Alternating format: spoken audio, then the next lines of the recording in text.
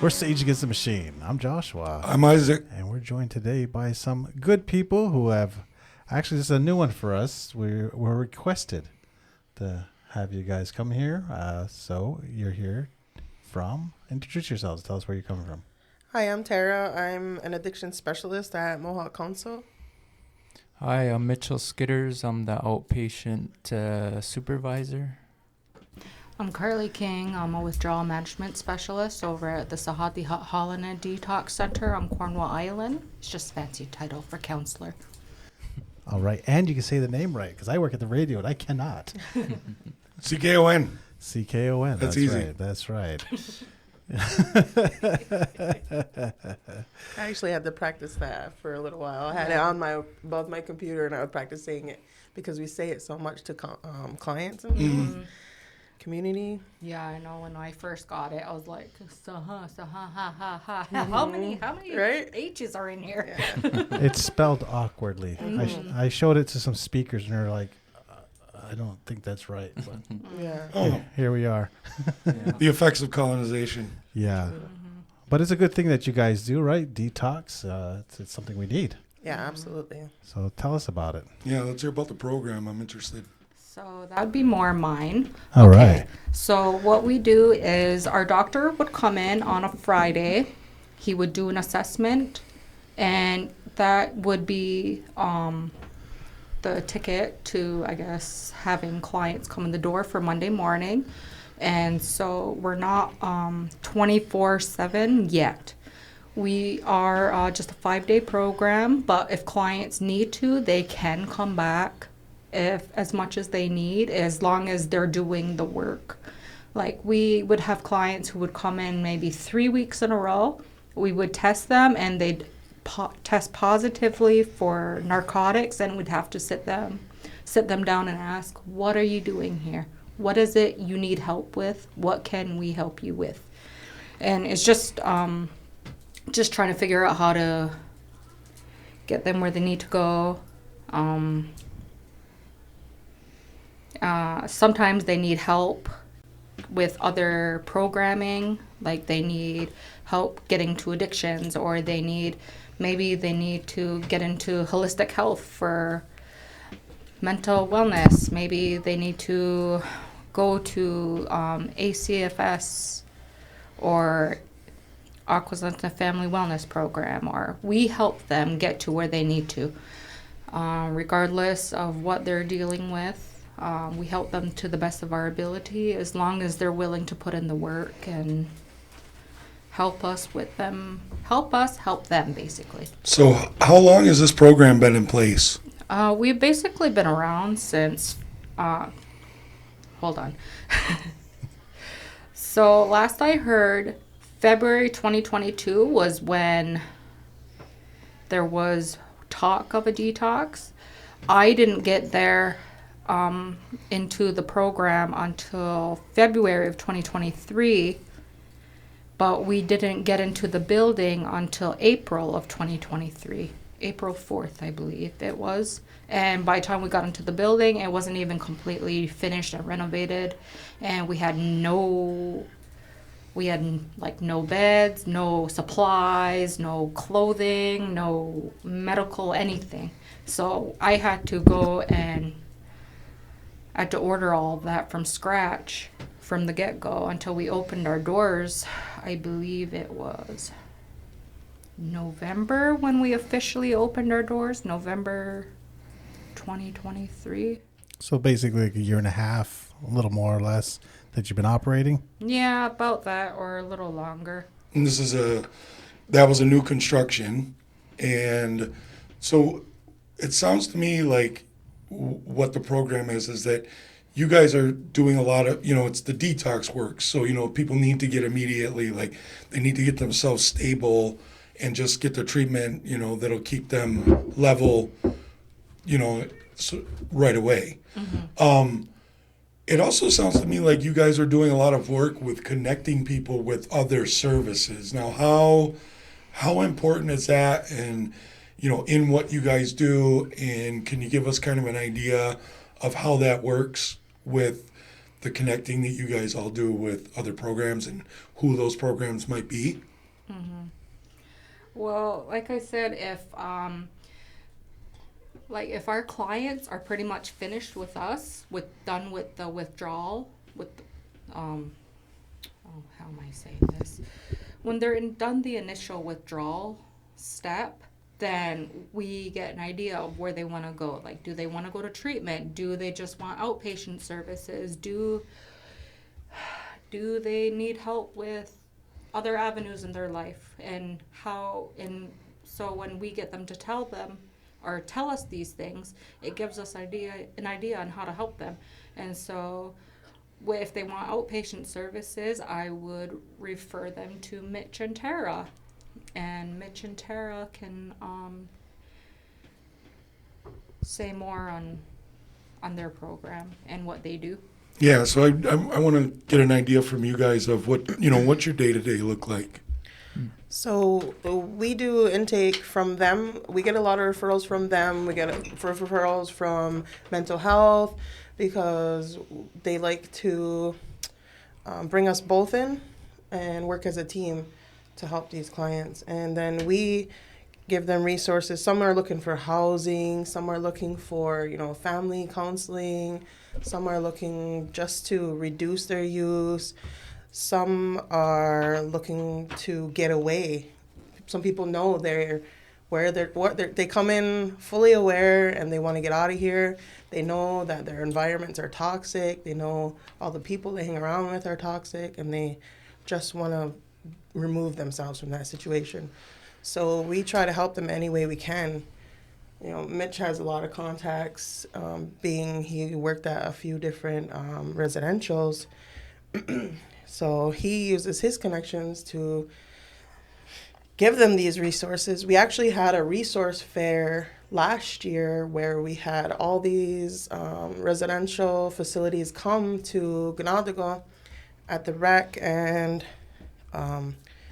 it was services from Malone, Messina, Cornwall, Ottawa, Montreal, as far as surrounding areas. Yeah, the whole surrounding areas, because a lot of people don't realize the amount of resources that are here and available to them. Mm-hmm. Especially on the res, they don't know all these programs and what they do, how in-depth they can go in helping them.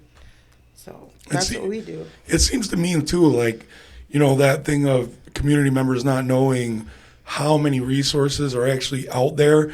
It's one of the things that I've found over the years is that if you can help a person just take that first step, then it opens up this whole other world that they had no idea was there.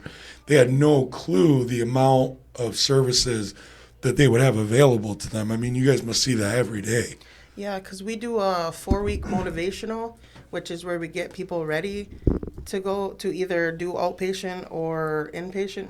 So we do 4 weeks, and then we have a 12-week program that's intensive outpatient, and then we do aftercare as well for people who come back from treatment. Mm-hmm. And we just help them with everything they need, and it's stable, keeping them stable, giving them resources, giving them coping skills, helping them stay busy, basically, Yeah, like she said, sometimes we meet everyone at different parts of their journey. Some people, like you said, just need that first step, that little push to get to detox. But specifically, we focus on working with people that have either finished treatment, inpatient treatment. Our program is outpatient, so we usually will have people that had just finished a 6-week program, whether it's in Oka or further out, and we do aftercare with them. We also help people within those 4-week programs to assess their addiction level and see if they need detox or if they need outpatient or inpatient. And like Tara was saying earlier, I worked in Oka Onadogo. It was an inpatient rehab for 4 or 5 years as a counselor there. And so for me, getting both the experience of inpatient and outpatient, I feel like it was key in my profession. I built a lot of networks with people out there too. But yeah, I mean, I think that's really it. Yeah, I just started not too long ago. About 8-9 months ago, I came on. I was traveling, like I said, to Oka every day. It started to kind of add up the mileage and going every day. But the biggest thing for me was hearing about people that I grew up with pass away from overdose, and I had felt like some sort of guilt, like I need to be back home helping my people, because it was people, like I said, that I went to school with, that I played sports with, and it was real saddening. So after hearing of a few of them and having a few community members reach out to me to come back home and help and be on the front lines, I took advantage of it, and I'm glad that I'm here. Yeah. That's really cool. It's really sad that this has to happen that way. Mm-hmm. Yeah. You know, the addictions are, people with addiction have been, a challenge. Our people have seen, like, just historically, through all the different dramas. What are some things that you guys do to help a person? Like, what are some of the processes you set them on? We try to learn where they come from, what their family is like, how they grew up, what their coping skills are, and try to incorporate that. Like, I'll even have a client, they're like, I don't do anything, I'm bored all the time. And I'm like, what did you do when you were a kid? Think back to when you were a kid. What kind of things brought you joy back then? Incorporate those into your life now. Like sports, a lot of people were into sports when they were younger. Yeah, we're older now and we're slower, but we can still do it. I'm fast as ever. So, like, a lot of people, if you like to draw when you were a kid, bring that out now. Learn new techniques, expand it. Learn your culture. We encourage them to explore their culture. If a lot of us didn't grow up with culture when we were kids, I didn't learn about my culture until I've been in this position for 2 years, and I've been actively pursuing it. So those are, like, we try and incorporate all kinds of things into their treatment, and it's about learning who you are, what you like, what you want, your goals, and we give them ways to obtain them. Like, we'll break it right down into SMART goals, like, when do you want this, and how do you think we can reach these things? But we include them in that process. We're not just telling them to do all these things. We're like, what do you want out of this? Active participation.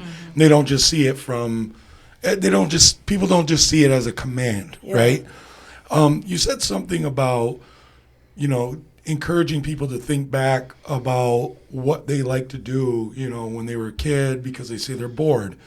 And that's something that I've thought about many times, and Josh and I have talked about, on the show before, is, I think that we have an issue within the entire territory of, there's kids who are into different things, and I love sports. I played sports when I was a kid, but I also think that we have a lot of our children are bored. And now you can all tell me if you think I'm wrong, but I believe that boredom frequently leads to drugs, alcohol. It can it can numb those things and make everything seem euphoric and fun. So what do you guys see as some things that we could do? And we're adding, there's the skate park now at the arena, splash pad, those kinds of things are there. Generations is there. But, I mean, do you think that would be beneficial for, the entire community to have even more, youth-intensive things for them to do to keep them busy? Absolutely. I think like the clubhouse. The clubhouse has all kinds of activities, but a lot of people don't know that. They don't know the ages that they can, it goes up to 20 years old. And before COVID hit, the tribe actually had almost like a clubhouse. It was a sober, I can't remember the exact name of it, but it was where housing is. And they had computers there, they had pool tables, they had classes there. They had, they helped with finding a job. They did resumes, like things like that. And they brought in people to teach them like culture, crafts, all these things. I thought it was the most amazing thing because at the time I was in school we were in school. Remember we went there for Narcan training, I think, something like that. And then I wanted to work there. I was so excited about it. And then COVID hit, it shut right down. Yeah. And I've even reached out to them recently in the past couple of, every once in a while I'll reach out to them and say, is there any possibility of this opening back up? It's a funding issue, as always. Sure. And grants and all these things. If it comes up, we'll apply for it again, but when it's not guaranteed that we'll get it and things like that. So it's always a funding issue. There's always red tape. It's not. See, and that's the thing is like, and people, I think a lot of people take this to be that, it's an attack on our elected councils, and it's not. It's just saying, that we all live on the res. You know what I mean? We see these things, so we understand, that it's that it's an issue. It's just something that we would like better for our kids. And I think, based on, my son is 19, he just went to SU. And so I see that there were more things to do than when he was really little. And that's great. It's just, I always think about the effect of boredom on children. You know what I mean? Like, my own stuff, boredom certainly played a role in, the stuff I was doing when I was 14 and I should not have been doing. You mean like setting fires? Yeah. What's the statute of limitations? I'll tell you guys stuff off the camera. That's for the springtime. That's our spring activity. Yeah. Yeah, so like when I was a kid, all the recreations had all these leagues running all the time. So we were busy. I was never home. I was like sport to sport, community center, everything. I never had time to do all that stuff until I was a teenager. Until I was an older teenager, but so your parents were like actively involved in your life. Well, they were divorced. Okay. I come from a divorced home, so my dad was really focused on getting us involved in sports because my dad played sports. So right on. My mom, not so much. She didn't care about it. But my dad was really involved with that. Made sure we had a ride to our sports all the time. Right, he was there, supportive. Our grandparents were supportive and things like that. But nowadays, kids are raising themselves. They're left alone, both parents are working.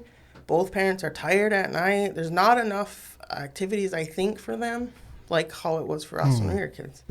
Yeah, I've noticed with the young people, it's probably if you have at least one active parent or grandparent that can half the time just drive you somewhere. Yeah. Because we do have things, but often they're a car ride away. We don't have a lot of local things. Right. And that's a tough thing is, the transportation stuff. Like if we, and again, this isn't just a knock on anybody, but even if we could get a local transportation, on the res at least, just rides. I've asked. No, yeah. And it's something I think that we can all talk about. People hear this episode, and that's something that, I think even us in this room, we could advocate for that, going forward.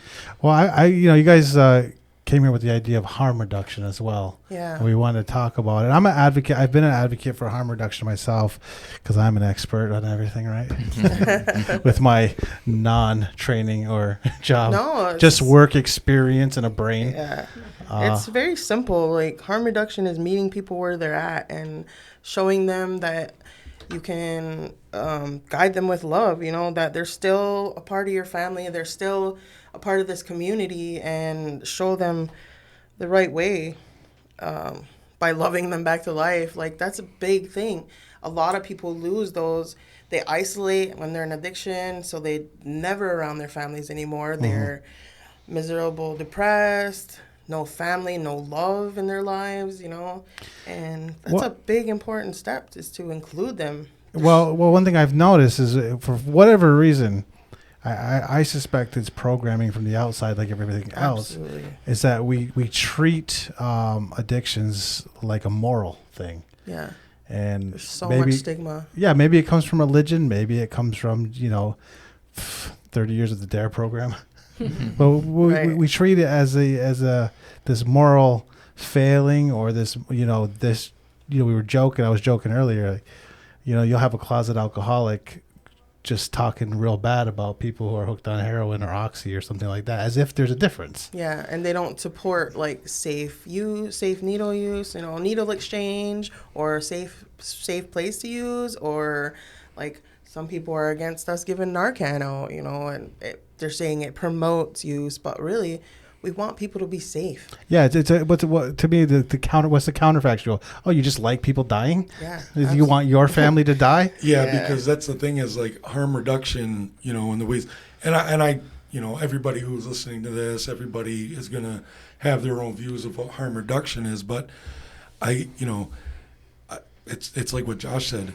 Everybody having Narcan, what's the harm in that? Yeah. Are we really gonna stop anybody from using because there's no Narcan? Yeah. That doesn't seem realistic. And what's the trade-off? They can't keep drugs out of prison. You think you're going to keep them out of here? Right. Come on. Who are you Right. fooling? Yeah. So it honors people by treating them with dignity. Yeah. Like a lot of people feel like that's taken away from them when they're talked about in a negative light. Stigmatized, basically. Yeah, absolutely. Well, even how some people treat treatment, like, oh, you're going to rehab, where, you're going to rehab. You're taking a positive step towards a real step, not just saying I'm quitting, but I realize I'm powerless and I need help. So You're actively doing something to Yeah. try to change your life. Yeah, because people don't realize they do this in their everyday life. Yep. Seat belts, bike helmets, sunscreen, designated drivers, the speed limit. It's all harm reduction. Vaccinations. We do it in our everyday life. Why not promote it for other people who are fighting to heal? I tend to think that too. It's like, when it comes along with that, the indoctrination of, an entire my generation, like DARE, all of that stuff. And not that there's danger in drugs, it's just that I think it's a thing of compassion once you get to a certain spot, and then it's like, yeah, like these are still people. These are hard people here, I don't want to throw anybody away. I don't even want the appearance that we're throwing anybody away. And I think that that's something that, it's good that, people, that you guys are out there doing this work to make that, really visible to everybody, that all of our people, that are having these issues, they all deserve to be cared for, looked after. Everybody deserves that. And it's good to have people like you out there promoting this and showing everybody in the community this is incredibly valuable work. We're doing what we can to save our own people. Yeah, absolutely. Because everybody needs to accept that risks exist in your everyday life. Yep. And we give people tools and wisdom and knowledge to battle that. And because we want to save lives, we want to save our people. Yeah. And it's all about the name of it, right? Harm reduction, reducing harm. And I always think back to like the Narcan kits she was mentioning. When we have our community engagement events, in the beginning, it was like we were having to, educate everybody and kind of broadcast the Narcan kits for everyone to take one for a family member. And no one really wanted it at first. They weren't really educated on it. And majority of responses would be, I'm not addicted, or I don't know anyone addicted. But we've heard a few stories in our past events of people having Narcan in their car and someone overdosing in Walmart, and they were able to save their lives, right? And so that's why we notice now at our events, people are rushing to our table to grab 2-3 kits now, because they have more knowledge on harm reduction and what Narcan is, and it saves lives. And you know, I always think too, a few past people that I've worked with where they would tell me specifically, if I didn't go on this medicated assisted treatment such as Suboxone, methadone, I would be dead right now. I know that for a fact. I would be dead right now. And I've read a bunch of statistics about, you know, like if someone that doesn't go on Suboxone, methadone, other medications, they're more likely to contract HIV, AIDS, hepatitis C, all these other things that they would while using, right? And so that's reducing the harm right there.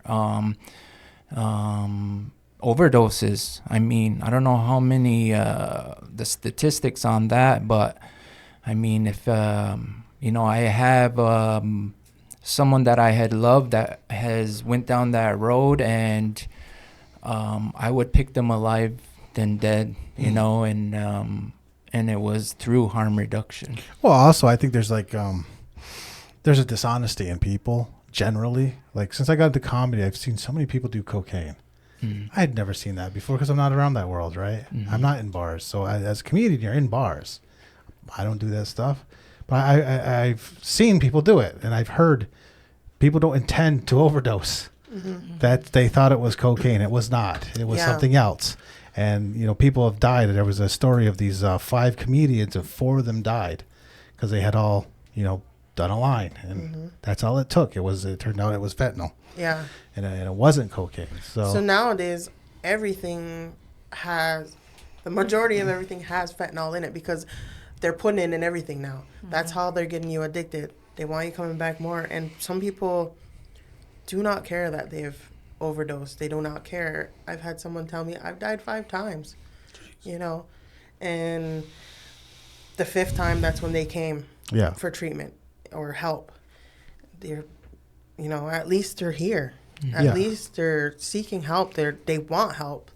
They don't want to be stuck in that anymore. Right. And honestly, with the Narcan, it might not be someone who's an addict. It might be someone who's trying it for the first time in a local bar. Yeah. And, this was the wrong time. So now we get to save their life. Yeah. Even I tell kids, like, I get some high school kids sometimes that are coming in for cannabis use. And I'm telling these kids now, you don't know where that cannabis has been. It could have been in a house with fentanyl. A gust of wind could blow. It could blow the fentanyl right in there. You could smoke fentanyl and overdose your first use. Yeah, absolutely. You can't be taking these risks anymore. These kids, they don't realize the magnitude of their use. You know, they don't know where it comes from. They don't care. Yeah, it seems in the Narcan thing, I remember this was 10 years ago, just about. We had a Narcan training, and I took a kit with me just in case.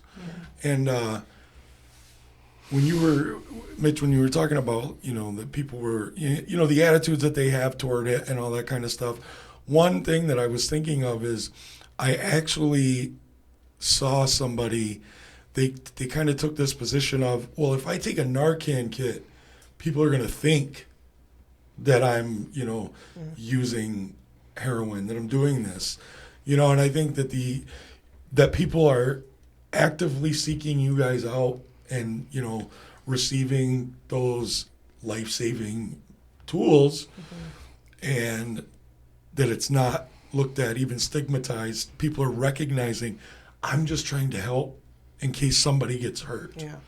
And I think that's a good sign. I think that's progress. You know, I think we could get there. You know, we could get even deeper into it. But I think that's a good sign, though. Absolutely. Yeah. We started because there's this stigma and people were ashamed to grab kits, right? It's gotten a lot better, like we mentioned. But one of the things we incorporated now at our events is doing VR Narcan training, and the teenagers kind of gravitate towards that because it's the VR, it's technology. They're able to do the actual training on the VR. Meet them where they are, right? Yeah, exactly. Yeah. That's I I find that to be very, that's a good thing when you see that, meeting people where they are. Yeah. We like to bring fun into it. We have a map. We have this big map, and we use the drunk goggles. We have cannabis goggles. We have beer goggles, whatever. And we have this wheel. We have kids do it, and they find it so hilarious. And I'm like, you're horrible at drunk driving. Never do it. It sounds like GTA. Yeah. They're running coming out soon. They're running animals over. They're running old dillas over on the corner, running stop signs and everything. I'm like, well, you just hit somebody. You didn't even see it. I can't see anything. Exactly. You can't see anything. Don't drink and drive. Yep. So we've probably all noticed that cultural restoration seems to really help. In my own experience, I've noticed. I've noticed when treatment's working is when they start watching birds. If you've never been to PH, there's a backyard there, and there's like animals that come around because they leave feeders out. And I noticed that's when they start to take joy in watching the birds, watching the squirrels. Oh, there's the groundhog again. Taking care of plants, working in nature, getting right, grounding yourself. Those are amazing. We do a lot of referrals to traditional medicines while we're doing counseling as well, because we want people to, one, learn their culture, heal, grieving. A lot of people are grieving, and they never gave themselves the opportunity to grieve things in their life. And just that program alone has been so helpful, and even for myself, I've utilized all these things. I utilize mental health. I utilize traditional medicines. And I think another program is land-based healing. Mm-hmm. They get you on the land. They get you on the water. They get you with the medicines. There's all these activities that they do or feed your spirit, and I think it's so amazing. That's what we actually try to, incorporate more land-based healing with our clients, especially if they're talking about, I want to do more sweats. I want to do more fires. I want to go out on the water. I want to go on hikes, maybe medicine walks. And I'm like, okay, we'll get you in touch with land-based healing. And that's where a lot of our referrals go to. Yeah. I think that I really love gardening. So I know I just like to, be out there for hours, my hands in the dirt, and I think that when people started saying touch grass, I was like, what are you talking about? It's true. But it's absolutely true. It really is very therapeutic to be out there. Especially after a long, hard day. Yep. And what did we do when we were kids? Run around barefoot. Yep. Yeah. And we were so happy. Yep. We didn't care if we were covered with mud. We didn't care. It felt great. Yep. Yeah. So it's a good thing. That's a great thing to do and I agree when you see people really, because it seems to me like with addiction and, all of that stuff, a lot of times people they're just in that moment where they're thinking about, where are they going to get the next stop? You know what I mean? Yeah. Like that kind of thing. When you see someone actually stop and notice that, there's a pretty yellow bird right there and watch it for a while. And actually, when you focus in it, you can start to hear more of the animals. You can hear the wind. Mm-hmm. That's, to me, that's a beautiful thing to see. The animals start to sing. Mm-hmm. Absolutely. Now. Yeah. And we encourage people that's my number one thing. Get out in nature. I have a plant in my office, and it goes around. It's like a long one, and so I use that as an example.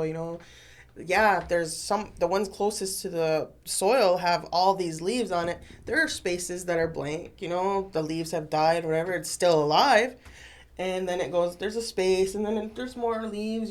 So it's all around us, and we can use that as an example. It was going through a rough time right there, but it's still, it's still here. It's still thriving. Mm-hmm.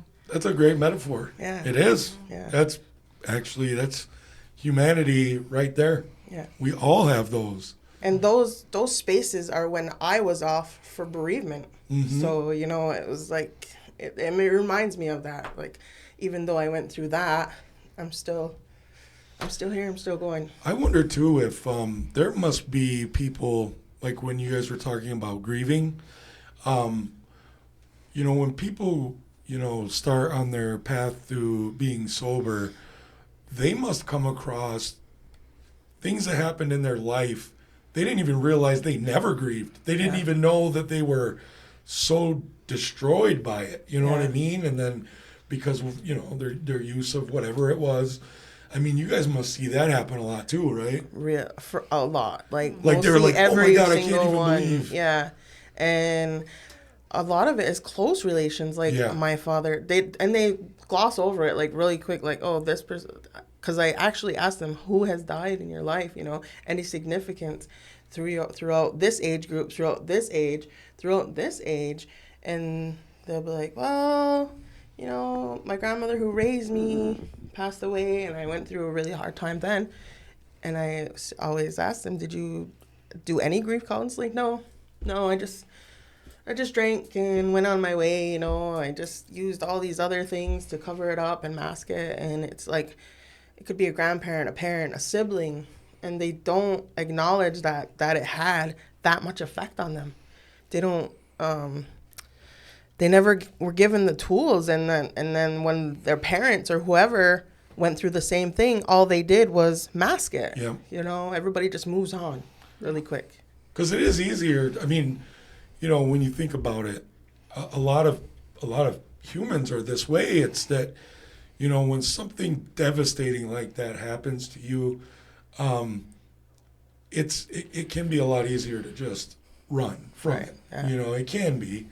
And then what you find out years later is that, you've built up this incredibly thick scar tissue and scab, and it's infected under there. But, like you said, you ask them that and they just gloss over it. Like that's, if you've lost somebody that close to you and it's not acknowledged, with anything more than, a cursory thing like that to me seems like a sign, and it's, that's trauma. Yeah. That's trauma that's got to be healed. Yeah. Mm-hmm. They don't realize a lot of these things that happen in their life, that they've collected all these traumas, they blocked it out or just don't acknowledge it all the way, or some are really aware, but most aren't. Yeah. And we help them discover that and help them realize ways that they can help themselves heal too.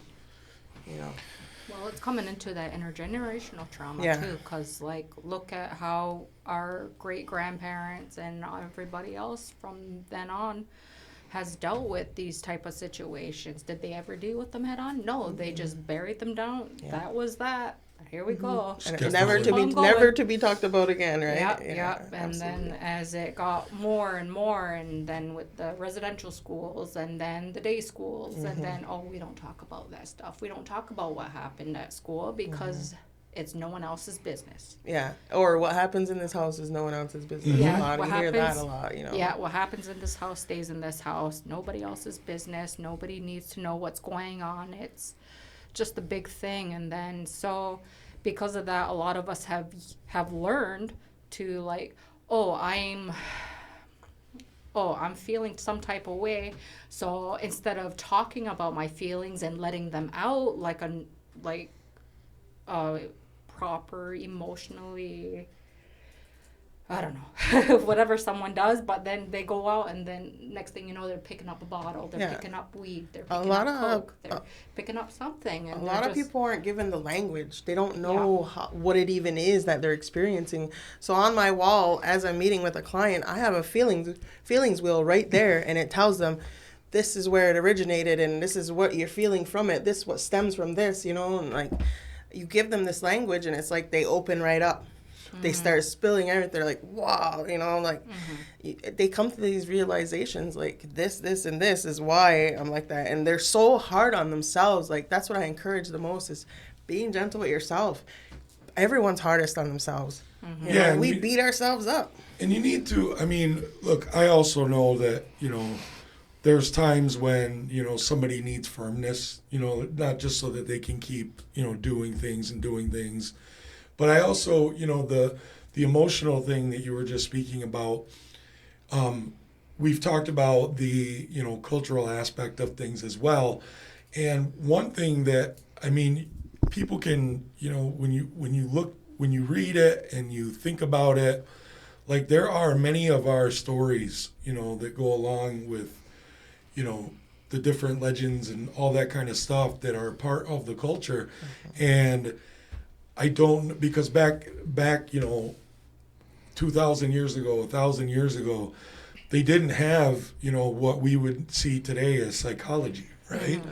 But a lot of those things, like, the snakes in the hair, that's a mental health issue. I mean, they were literal, like things like that are there in those metaphors. So I think that connection also to, the cultural teachings and stuff, how that really can help. Yeah. Because you really, you get them to see, look, our people knew there were these, major mental health issues with all people. Yeah. Thousands of years ago. They knew it. And so now, we're recognizing it too, and they can feel that connection. Yeah. So some traditional teachings that reflect harm reduction, the main one is smudging to cleanse and protect rather than waiting for illness. You ask the Creator, protect me before I go into this, things like that. Fasting and food teachings about balance, not banning foods, guiding moderation, ceremonial practices that reduce spiritual or physical harm in sacred spaces. A lot of us didn't grow up with the culture, so we didn't go to longhouse or anything like that. And some people have had bad experiences with their first time going to longhouse or anything like that. Like when I tried to go when I was, I think, a teenager, I went with my friends and I didn't know anything. I didn't know you're supposed to sit with your clan. I didn't know anything. And I was like shamed because I didn't know. Because according to them, I should have known. So I never went back. And until 2 years ago when I started my job and I really wanted that, I started pursuing it for myself. So I feel like that's the problem. A lot of people have brought up that issue from that come in for counseling. I tried it one time, whatever. I mean, a whole building full of Indians is full of traumatized Indians? Yeah, exactly. No way. Yeah, and I mean, I've because, me, when I came back home, I, started going to the longhouse and stuff. And I do see, that's another thing that I wonder about too, is because I've heard people say the same thing. Whenever you go to a new place, you're going to feel uncomfortable. You don't know, you don't know everybody and all that. And then I think there's this aspect of the things that I learned when I first started going to the longhouse, though, was that it's, it's not that people are being mean. It's just that when you come on ceremony, there people got things to do. And so, but that's another thing that I would encourage everybody to go to the longhouse, and just ask questions. Yeah. It's a beautiful connection when you make that. I mean, you started to go and you understand that. It's like you feel these things that you almost can't explain. It's just this thing that you really can't describe to somebody. And I think that also is such a important thing for people to have. Look at this guy defending those mean-ass Indians. No, some people are also just mean. And Some people are mean. And I'd like to Yes. remind, if you are, you do follow Guyana Let Go, and someone comes down into your White Roots of Peace and they don't know shit, don't make fun of them. It's not their fault, especially if they're a young person. And that's the opportunity to bring someone in and, and do the whole condolence on them and, pick them up off the ground. That's, as Lotis Galagete, that's your job. Yeah. And there's, and along with what Josh said, people who do that, if you're at the longhouse and somebody makes you feel, kind of makes you feel bad because of those things you don't know, whoever did that, they should be being counseled, because we're not supposed to chip away at That's the roots. what I thought. Yeah. Yeah. And I was so shocked and traumatized it's after that. that's not in line with what we're taught. And But I can see it happening for sure. I know it Because happens. you get people who know a little bit, and some people want to feel like a big shot. And it's just I don't know. It's a trauma thing, right? It is. It's their family. They were Yeah. probably like the smallest one in their family. Mm-hmm. So that's what happens. But there's there's a lot of avenues to traditions. Yeah, actually, I wanted to highlight the traditional support program from ACFS. They actually do classes, or they have you come and learn these things, and they will meet your family and teach them. Like, they will come to you and meet you and teach you all these things, that protocols and ceremonies and songs and things like that. We can put that stuff up on page, right, too? You sure Or on can. We can do Facebook. anything Yeah. on our page. All right. It's our page.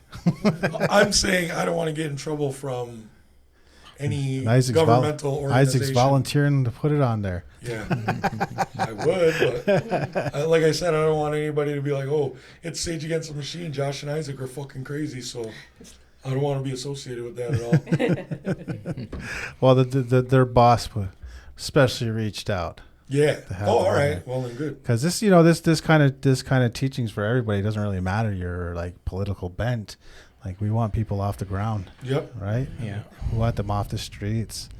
I know Cornwall has large encampments of unhoused people, and I'm certain that there's. I read the complaints. Yeah, I'm Mitch certain. actually did ride along with them, that harm reduction unit. Yeah.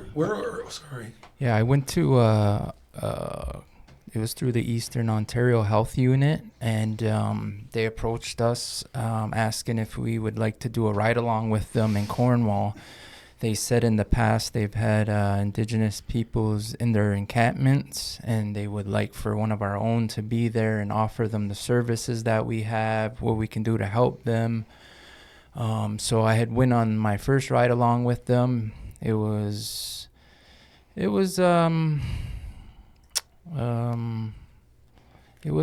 kind of hard to see. Definitely was hard to see, but it motivated me, and it lit that fire under me again to continue doing what I'm doing and helping as many people as I can. But just to go over there and see the encampment and talk to a few people and hear about the traumas that they experienced growing up. And I always think of a saying I heard, it's our addiction started when we attempted to fill a void. And so our job working with people really focuses on that, going down the timeline and figuring out what was that void you were trying to fill. Was it when you took a drink and that euphoria helped numb out the trauma from when you were a kid? Certain things like that, right? And that's why we have these longer term programs too, so that we can really do a deep dive into, everyone's upbringing. Like we were saying, there's a lot of factors: spirituality, culture, mental health, genetics and environment play a big role too, right? And if both of our parents are that struggle with substances, and we are growing up in a very traumatic household, we're stacked against all odds, basically, right? So that's why, a lot of people try to work with adolescents, teenagers that are right at that pinnacle of, do I go down this road or this road, right? And but yeah, like that's the thing that we're going to be working on in the future, is going to these encampments and working with our Indigenous population over there. Yeah. What are those? So what are those encampments like? I mean, is there, like, how many people are there? Because I've heard of them. I've never actually seen it before. I mean, it's got to be heart-wrenching, right? To just see it. Yeah, in reality. it was very. I thought I was prepared for it, but once I had seen it, I felt it pulling on my heart a bit. But I had spoken with one of the workers that has been doing this for a while, and they had mentioned that the numbers are increasing so much over the years because Cornwall is obviously increasing in population. We're starting to see more Indigenous from other communities coming down to Cornwall, not necessarily from Onkwehonwe. But yeah, I mean, there's a few encampments all along Cornwall. They have their tent set up, and they're like a small community, and they all look out for each other there. And when I went on this ride along, it was, again, harm reduction. We were giving out clean, sterile needles, pipes, condoms, first aid kits, Narcan kits.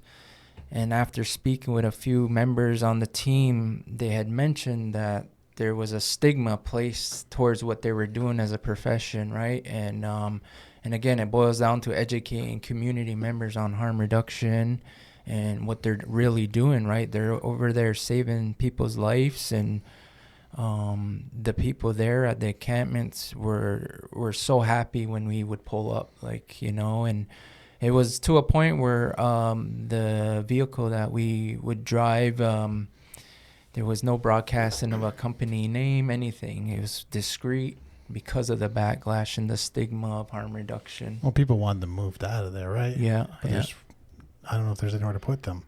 No, well, I know that there's a few places in Cornwall, older hotels that they're using right now. Like we heard of Parisian Manor, but I'm not quite sure about them. Haven't heard from them in a couple months. They're still doing it. We used to go there every week. Our different programs would go there every week and be available in case anybody wanted to come see us, in case anybody wanted resources or information or help, counseling and things like that. There was us and mental health, I think traditional medicines maybe, and a lot of people did not come down. Like, we were just set up in a room, and they just made signs that we were going to be there and available. And we would leave, like, information. We'd bring stuff for them. You know, they had, essentials. They had, like, bathroom stuff. And different programs would donate, too. I remember going with Land-Based to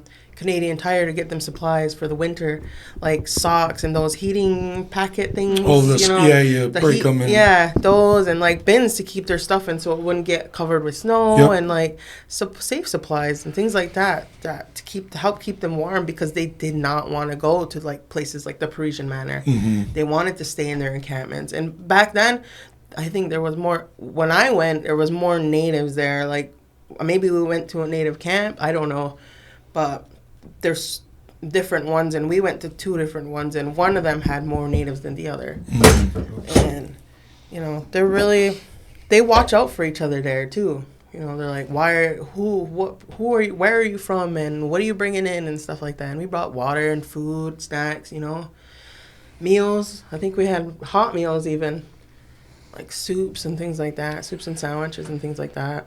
And they were grateful, you know, and they met us with kindness, and that's how we met them.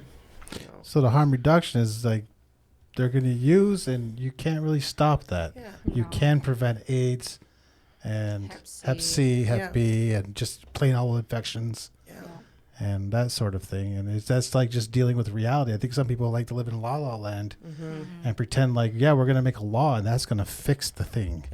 And when it's really not, which will probably will have an increase or influx in overdoses and who knows what else. Or just exacerbate the. I mean, imagine if some of these things were just legal. Then there wouldn't be fentanyl in your cocaine really, supply. When you think about it, like people, you know, people will stop using when they're going to stop using, you know, and so like preventing, you know, the spread of AIDS or Hep C, you know, those are things that seem logical to me. I hope that, you know, I would hope that that view becomes more common, you know, across the people who don't share it. But I think that it's really great what you guys are doing, and harm reduction is, you know, that's the name of the game. Especially to me, it seems like the best harm reduction is prevention. So like reaching those kids, that's the best harm reduction. Yeah, and for the ones that are struggling, it's telling them that we're here for you, we support you as long as you need us, you know.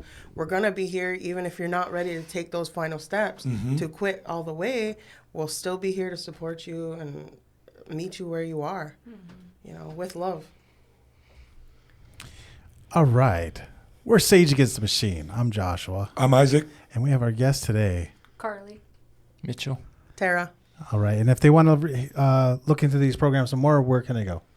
They can contact us directly right at our offices at Mental Health and Wellness. And our number is 613-575-2341. My extension is 3112. Mitch's is 3113. So you guys can get a hold of the Sahadi Hot Holland Detox Center over at 613-575-2341, extension 1300. That's for our nurses station, 1301 for myself, or 613-932-5050. That's a direct line to our detox. All right. We'll put up some information on the YouTube channel and on Facebook for contact information. Everybody support all these people in this room because they are doing great work and we need more like this. Right. All right. Thank you guys for being here. Thank you. Thank you for having me. thank you.